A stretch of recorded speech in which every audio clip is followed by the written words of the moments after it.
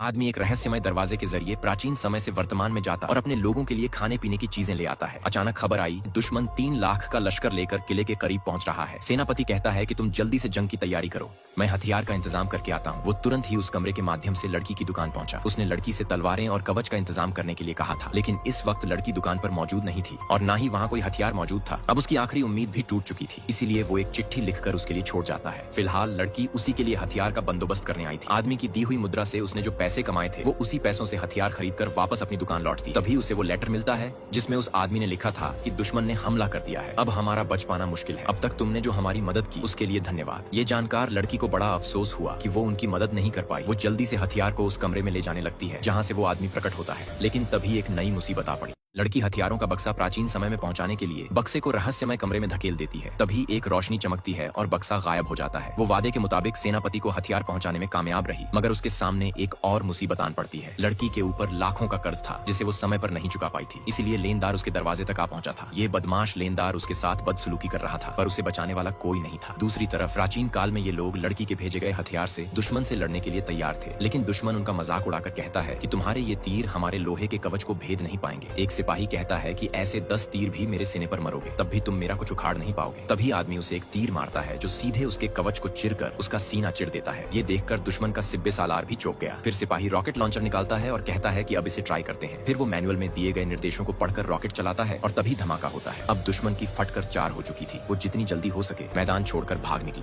ये बदमाश गुंडे लड़की को समय पर पैसे न चुकाने की वजह से पीट रहे थे। तभी लड़की के गले से सेनापति का दिया हुआ तावीज जमीन पर गिर जाता है। वो आदमी उसे लात मारता है तो तावीज दूसरे कमरे में चला जाता है, जहाँ से वो तावीज प्राचीन समय में पहुंच जाता है। सिपाही ने सेनापति को ये तावीज देकर कहा कि ये तावीज तो तुमने परी देवी को दिया था। तावीज पर खून को देखकर वो समझ गया कि जरूर लड़की किसी मुसीबत में है। जब वो आदमी लड़की को डंडे से मारने वाला होता है, तभी सेनापति वहाँ पर पहुंच जाता है। वो गुंडे उसे जोकर समझ रहे थे, पर जब उसे एक लात पड़ी तो सभी दुम दबाकर भाग गए। सेनापति उन्हें मारने के लिए उनके पीछे दौड़ा, लेकिन तभी वो एक अदृश्य दीवार से टकरा गया। तब उन्हें एहसास हुआ कि वो इस दुकान से बाहर नहीं जा सकता। वर्तमान समय में उसकी हद बस यही तक की है। फिर वो लड़की को कर्ज चुकाने में मदद करने के लिए कुछ पुराने सिक्के देकर चला गया। अब वो उस कमरे के माध्यम से प्राचीन काल में सामान पहुंचाती रहती थी, लेकिन एक दिन एक आदमी ने पीछे वाले कमरे में चमकती रोशनी को देख लिया। लड़की की दुकान अच्छी चल पड़ी थी, लेकिन एक दिन एक आदमी ने पीछे के कमरे में चमकती रोशनी को देख लिया। उसने लड़की से कहा कि उसने पीछे वाले कमरे में एक कवचधारी आदमी को जाते देखा। लड़की ने बहाना बना लिया कि ऐसा तो यहाँ पर कोई नहीं है। फिर उस आदमी ने टेबल पर पड़े सिक्कों को देखकर कहा कि क्या ये प्राचीन है। लड़की ने कहा कि मुझे पुरानी चीजें रखने का शौक है। फिर जब उसने उन सिक्कों को बेचा तो उसे उसके 2.5 लाख मिले। उन पैसों से वो अधिक हथियार खरीदने चली गई। यहाँ इस आदमी को भी कुछ शक हुआ। उसने लड़की से पूछा कि तुम इतने सारे हथियारों का आखिर करती क्या हो। तो लड़की ने बहाना बना लिया कि जंगल में शिकार करने वाले शिकारी उसके पास हथियार ले जाते हैं। इधर दुश्मन परेशान था कि आखिर एक छोटे से राज्य के पास इतने खतरनाक हथियार आए कहां से। वो अपने कमांडर से कहता है कि सारे रास्ते बंद कर दो ताकि उन्हें खाने पीने की चीजें न मिल सके। जब वो भूख से मरेंगे तब उन्हें हमारे आगे झुकना पड़ेगा। लेकिन दूसरी तरफ गांव वाले तो ठंडी बियर और तंदूरी का मजा ले रहे थे, क्योंकि सेनापति जादुई कमरे से उनके लिए ले आया। अब कई दिनों के बाद भी यूदान साम्राज्य की कोई खबर नहीं आई, इसलिए दुश्मन ने खबर लेने के लिए नगर में एक सिपाही को जासूस बनाकर भेजा। वो जासूस नगर के दृश्य को देखकर चौंक गया, क्योंकि यहाँ तो भिखारी भी तंदूरी खा रहा था। उन्हें खाने की कोई कमी नहीं थी। जासूस चिकन तंदूरी लेकर अपने मालिक के पास पहुंचा। ये देखकर उसका मालिक काफी गुस्सा हुआ। वो सोच में पड़ा गया कि आखिर एक मामूली से साम्राज्य के पास ये सारी चीजें कहाँ से आ रही है। अब गाँव में एक नई मुसीबत आ पड़ी थी। उसके उपाय के लिए सेनापति लड़की की दुकान पर पहुंचा। उसने लड़की से कहा कि इस 3 साल से बारिश नहीं हुई है, इसलिए गाँव में सूखा पड़ा है। क्या कोई उपाय है जिससे लगातार पानी मिलता रहे। तभी लड़की उसे नलके के पास ले जाकर नल को खोलती है तो पानी निकालना शुरू हो जाता है। आदमी आश्चर्य में पड़ गया और कहने लगा कि ये कैसे हो सकता है, चाहे कितनी भी कीमत हो, ऐसी एक मशीन मुझे भी ला दो। पर लड़की कहती है ऐसा करना असंभव है और मैं लगातार तुम्हें पानी की सप्लाई भी नहीं दे सकती, नहीं तो गवर्नमेंट को मुझ पर शक हो जाएगा और हमारा भांडा फुट जाएगा। सेनापति कहता है तो मैं अपने लोगों को सूखे से कैसे बचाऊंगा। लड़की कहती है चिंता मत करो, उसके लिए मेरे पास एक उपाय है।